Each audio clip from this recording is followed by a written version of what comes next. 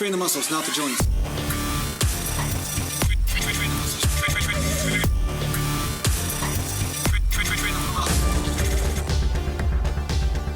So welcome to part 2 of the workout, part 2 of the chest, back, and bicep workout. But basically what I'm gonna be doing is some bent over rows right now, and then I'll move into some supported chest rows. Now the reason why I do this is because I like to push deep into failure with some lighter weight on the chest supported rolls, which might seem counterintuitive to some of you guys, because a lot of guys do the chest row because they want to use weight but not put so much stress on the lower back.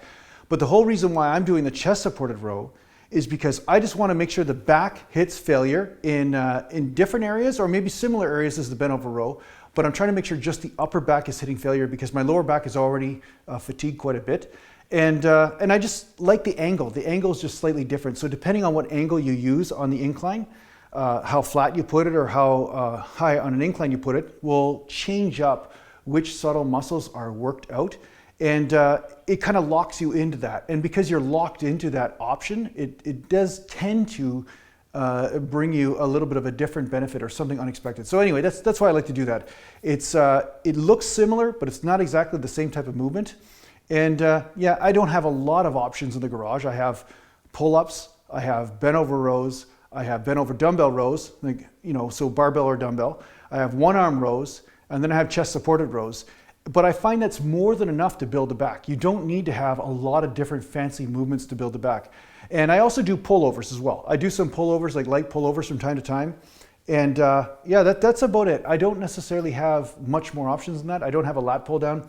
But ideally in the future, I would have some sort of cable pulley of some sort. But of course, if I'm doing a lat pull down, ideally you'd want to be able to lock your knees in. And I don't have an option like that in here, right? Because if you can't lock your knees in, what happens is if you use weight that's over your body weight, then, you know, obviously it pulls you off the floor or off the bench, right? So that's the ideal sort of circumstance. But I do like pull downs. Are they more effective than pull-ups? No, but I find that they're useful because of the constant tension, and at the same time, you're not stabilizing so much. So you get a little bit more of a deeper burn in some cases. And you can use different weights. It's very easy to use different weights and stuff, as opposed to pull-ups. You're kind of locked into that type of idea, unless of course you're pushing off the floor with one leg, right? But I'm going to get into another subject after this. But anyway, bent over rows right now, bent over barbell. Let me just pull my pants up, like a farmer. It's hard when you're wearing a microphone when you're doing this stuff. See, that's the problem. Gotta plug all the cords in here. Okay, so just going light for a set or two.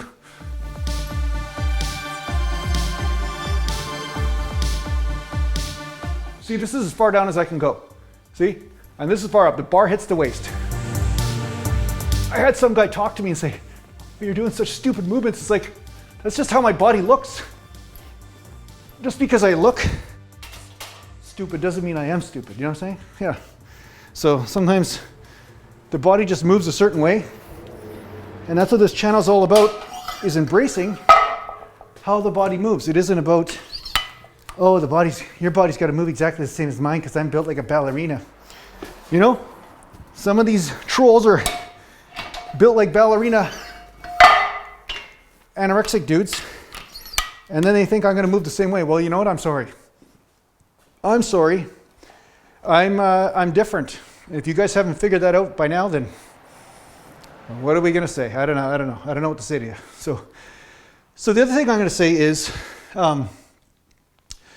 that a lot of people, they compare themselves to other people and then they lose hope. And I'm going to say this is the thing that you've got to really, really pay attention to. This is about self-mastery, okay? I'm not going to give you a success seminar sort of speech, so don't worry about that. You don't have to sit back and think, oh shit, this is another TikTok motivational speech or something. But what I am going to say is that sometimes the limitations that you think you have are not what you think they are. You know what I'm saying? You might say, oh, I can never be this guy or never be that guy or never be muscular or never be lean or never be accomplished in some area or not. But what I'm saying is that theory needs to be researched in a very in-depth level, because you might be making a lot of little assumptions along the way, such as I've seen guys that work out and they say, I just can't put on muscle.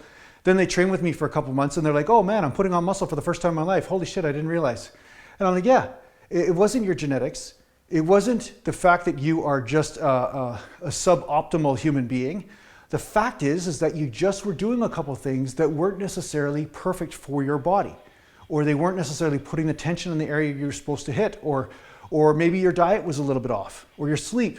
I remember having one guy that was a personal training client, and I played hockey with him, and he was not a bad hockey player. He was okay, you know. He wasn't the smartest guy in the world sometimes, but anyway, that's a whole other point. But the bottom line is this guy, I'm just kidding. But anyway, this guy basically used to drink wine because he was a sales rep. So he'd go around and he'd drink wine with his clients. And anyway, I straightened up his diet and I said, hey, listen, you know, wine's not going to do anything for you. It's going to be horrible as far as recovering from working out. So you're going to have to start eating a little bit better. And I changed his diet around to a little bit lower fat and some carbs and protein every meal, whatever. And he started to feel really good. And then, of course, he cut out the wine, like I told him. Well, he had this massive rash on his arm that he was complaining to me about and saying, geez, Jason, I have this rash. I don't know what the hell's going on. I'm really embarrassed about it. I don't know whether it's from my hockey equipment or whether it's some allergic reaction or something. Well, you know what? 2 weeks after quitting the wine, the rash totally cleared up and went away.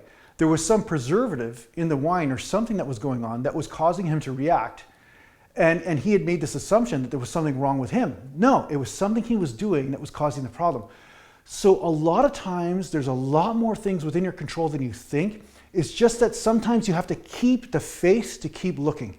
And that is the thing that I keep doing. Like, my body's not perfect, you know, after I dislocated the shoulder, you know, after the chiropractor tore my bicep, you know, after I had knee tightness and stuff, I'm still always exploring to say, okay, what can I do to perfect what I have right now? And is there something I'm not seeing?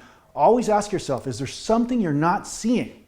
That's a really important thing to ask yourself, and to continue the exploration and realize there's nothing wrong with you. There's just something specific that you might need that maybe somebody else doesn't in order to get your best results happening. So that's why the law of individuality is so important. That's why I keep pushing this, right? Because you might be doing something exactly the same as somebody else and not getting the same result as them, and then think falsely that you are not adequate. That's not true. You know what? This did turn into a success seminar bullshit thing, didn't it? Fuck, sorry about that.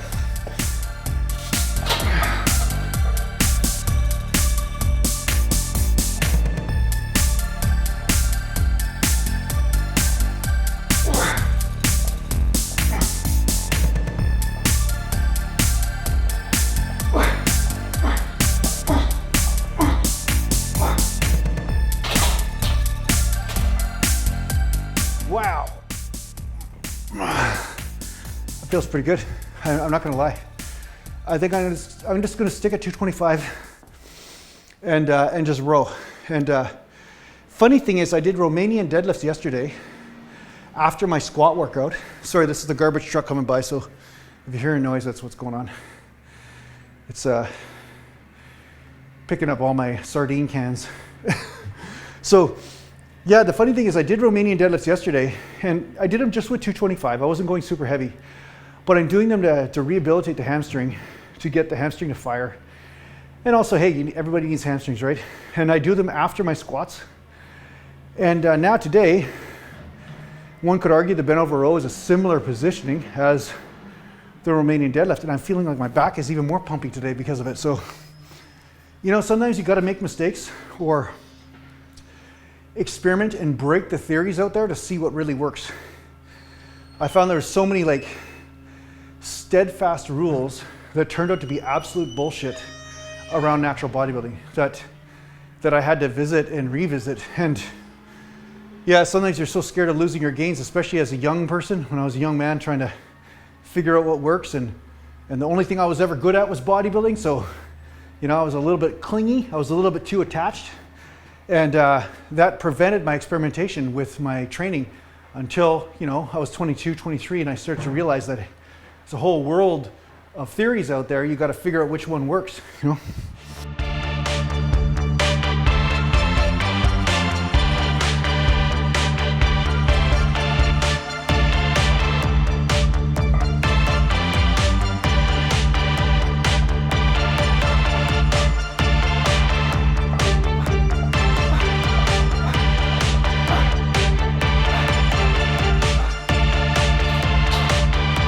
I'm not gonna lie, that feels really good. That's the thing, when your diet is on point, training just feels so much better, doesn't it? It's like, I can't tell you guys, it's like how much of a difference it makes. Just like, you know, there's people that have been in my comment section, and one guy, I think he was iron deficient or something, and he ate liver, and all of a sudden, mind-blowing pumps, you know? Another person, it might be something else. Another person, it might be they're calcium deficient, magnesium deficient, you know, their minerals are off, or maybe they're not eating enough protein, you know, like, it's amazing how much diet is such a big factor. And that's one thing I have to say, it's like, it's at least 50% of the whole thing, if not more, because I notice when I'm like working out and I eat properly, I could feel the muscles contracting and almost growing as I'm training, you know? So as much as I might look like dog crap compared to some guys, I feel like Hercules, you know what I'm saying? So that it's how you feel is the most important thing. Follow the feeling, the growth happens, right? The growth comes after the feeling. It's kind of like sex, as they say, you know what I mean? Like, you know what feeling is gonna create a baby, right? So it's kind of like that.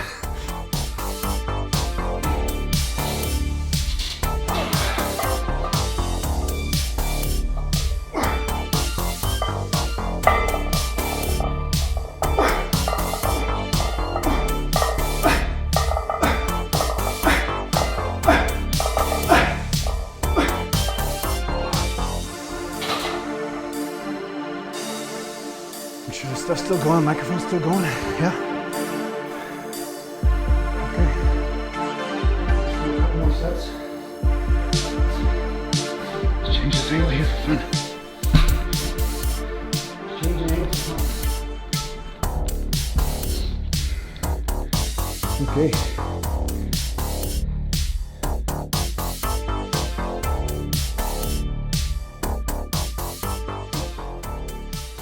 So, as you can see, I'm not using wrist wraps because I'm using lighter weight. And one could argue that my grip is dying before my back is a bit, but that's okay. Sometimes I do the grip thing so I can get forearms like Popeye, you know? So, but if I was gonna go heavier, then I'd definitely be using wrist wraps. So it's one of those things where it just depends on weight. And sometimes it depends on how much volume I'm doing. If I'm doing a ton of volume, and I'm not, you know, I'm not really one of those high volume guys, but say I'm doing, you know, 10 sets or something, and I'm, you know, 4th set, 5th set, 6th set for back or whatever, I start to feel like my forearms are giving out way faster than they should, then I may put the wrist straps on for a few sets, right? You know, the whole point of training back is to train back. Yeah. So I don't know if you guys have tuned into the Patreon podcast yet. It's really great podcast because some interesting questions come up from time to time. And because it's a podcast and it's just audio, it's something you can just put on your phone and listen throughout your entire workout or when you're driving to work or whatever. And I just explore a lot of these subjects and these different types of points of view around diet, nutrition, what's happening with me, what I'm noticing, and what I'm noticing to be true right now as opposed to before, you know, that stuff. And also advice on different problems that pop up with the Patreon supporters, right? So some guys will have issues when it comes down to certain problems with their training, and I'll try to address it as best I can in that audio format given the information that I do have about the problem, right? So yeah, if you guys want to kind of do Q&A type stuff, you like that sort of thing, then yeah, make sure you tune into the podcast. The link is in the description. So all right, here we go.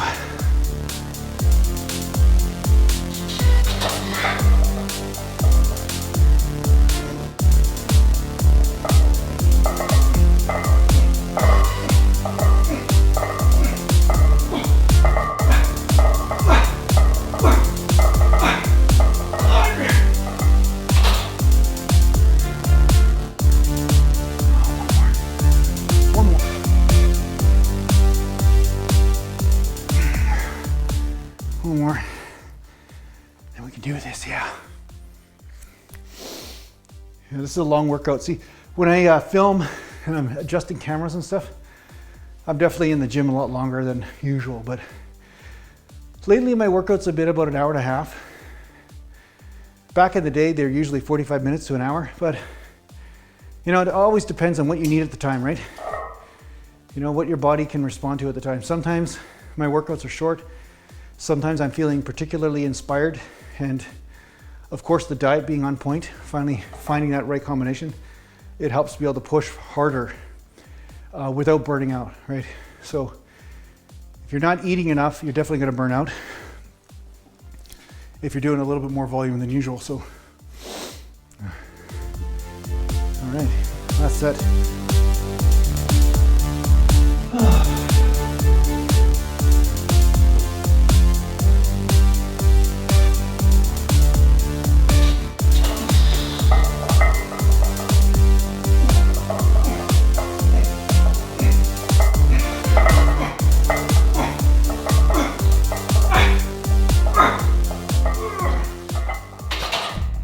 Yeah, grip's giving out now.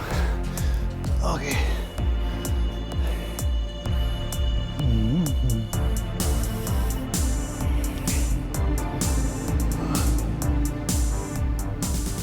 Bit of a lat stretch here. Helps it just feels good, you know? Sometimes I just do shit to feel good. Some people are like, why do you do that? It's because I'm following that feeling, you know what I mean? Following the feeling. And you know, sometimes if your lats are tight or subscap or internal rotators are too tight, then that can affect your bench press and your shoulders too, cause pain and all sorts of weird tweaks and stuff. So it's good to address that stuff, right? But yeah, let's do some bench rows now. I'll show you what I'm gonna do. Let me just move the cameras here.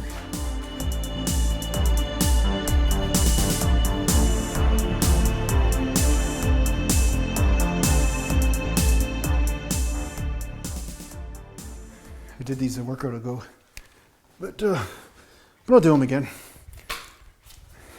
It's not always about originality. Sometimes it's just about what you like. I feel like Bob Ross sometimes, you know?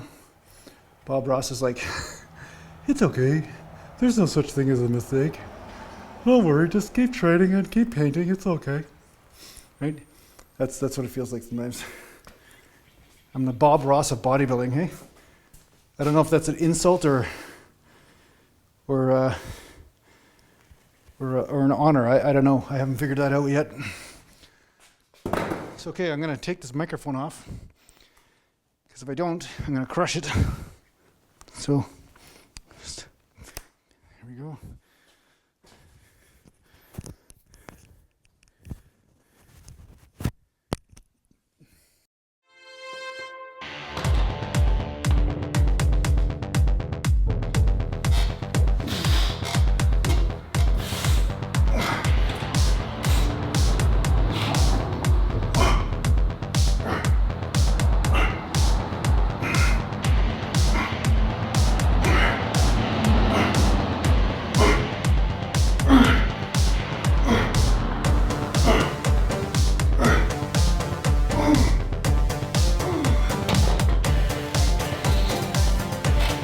I'll do 2 more sets of that. And maybe some dumbbell pullovers just because they look cool. That's always good. Dumbbell pullovers just because they look cool. And I know you guys are all here just because everything looks cool, yeah. Everything just looks cool. Yeah, just give myself 30 seconds or a minute here.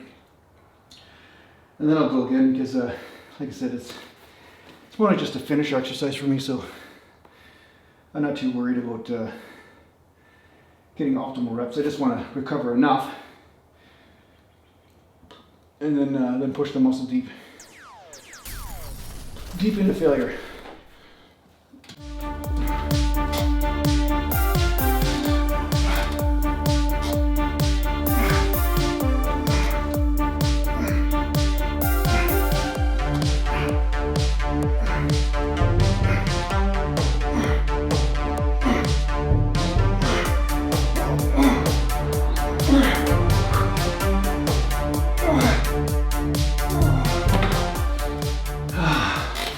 Now sometimes you might want to row to the waist or roll more straight up, just depends.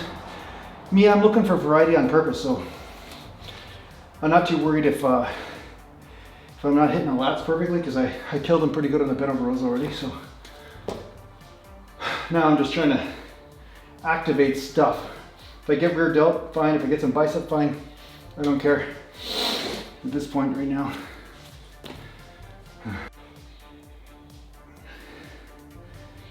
Okay, last set here.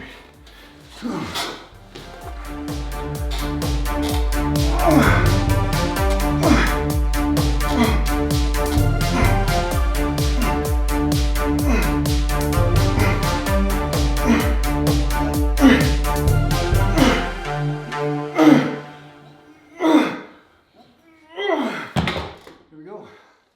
Good job, Jason. Okay. Now let's do some dumbbell pullovers.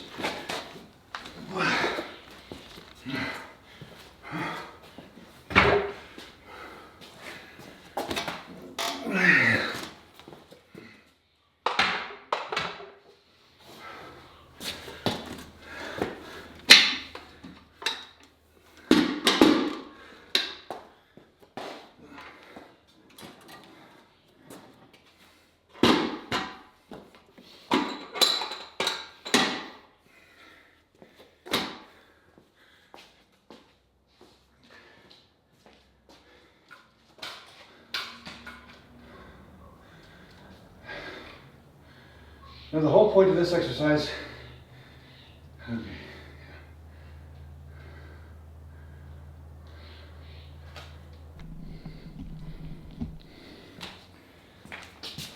okay, so what I'm gonna do is just some dumbbell pullovers here.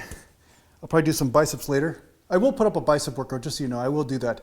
I'm just gonna do some biceps later because I ran out of memory card space in the camera because I've been talking for so long on the other video and this one. So what I'm going to do is I'm going to do some dumbbell pullovers, but I'm going to do light because the purpose of this exercise isn't always about heavy weight. Sometimes it's about rehabilitation, and I find because of shoulder instabilities and internal rotators becoming tight, I find that the dumbbell pullover is really effective in rehabilitating shoulder injuries, and I discovered that actually by accident one time. So it's not just for back, it is for shoulder stuff, but I just naturally like to keep the tension on the lats to stretch it out. I've already done a little bit of heavier weight, and now it's just a time to stretch out that area and to keep that constant tension happening. So here we go.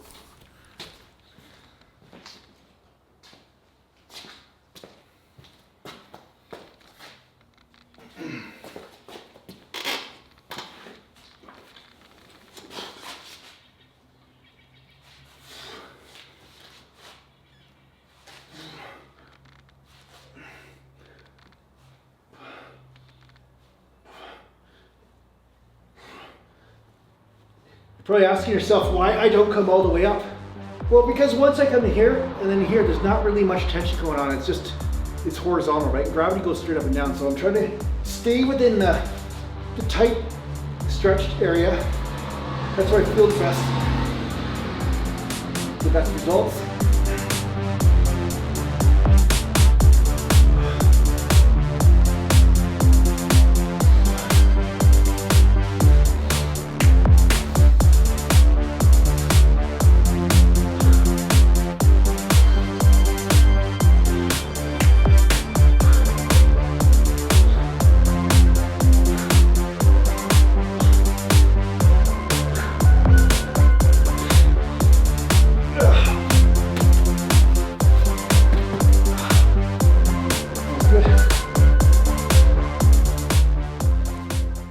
So yeah, that's the first set.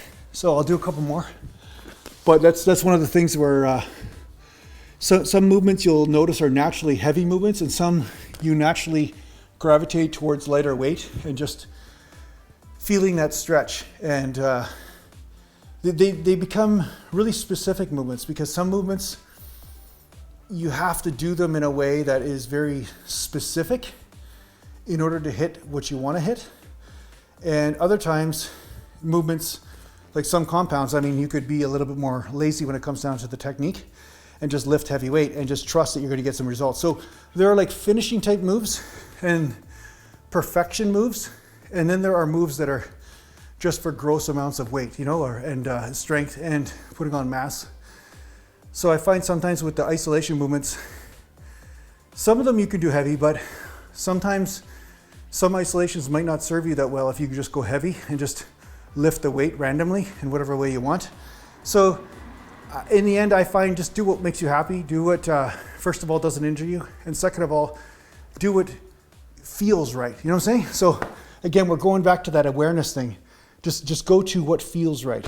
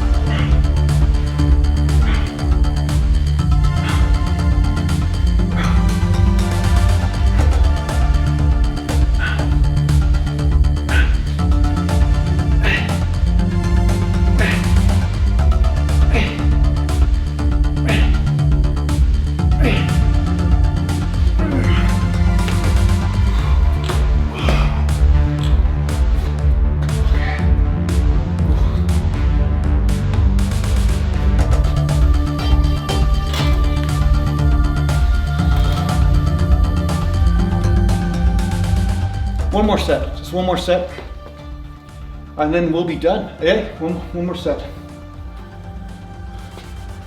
See the pump, big pump. Big pump.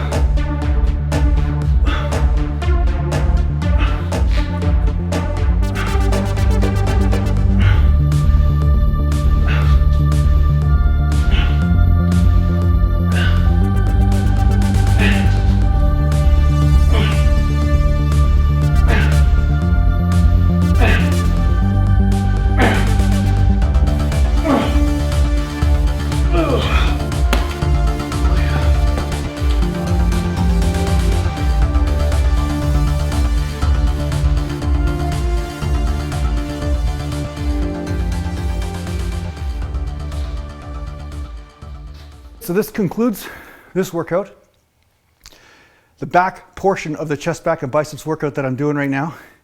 I hope you enjoyed it. Thanks a lot for watching. And if you need to get a hold of me, just go to naturalglambodybuilding.com. And thanks to the Patreon supporters, and take care for now. Mountain.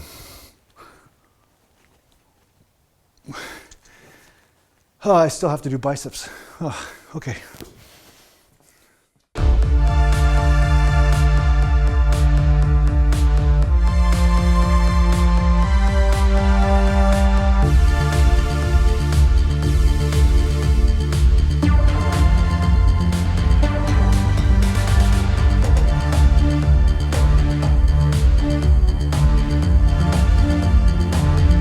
Natural land.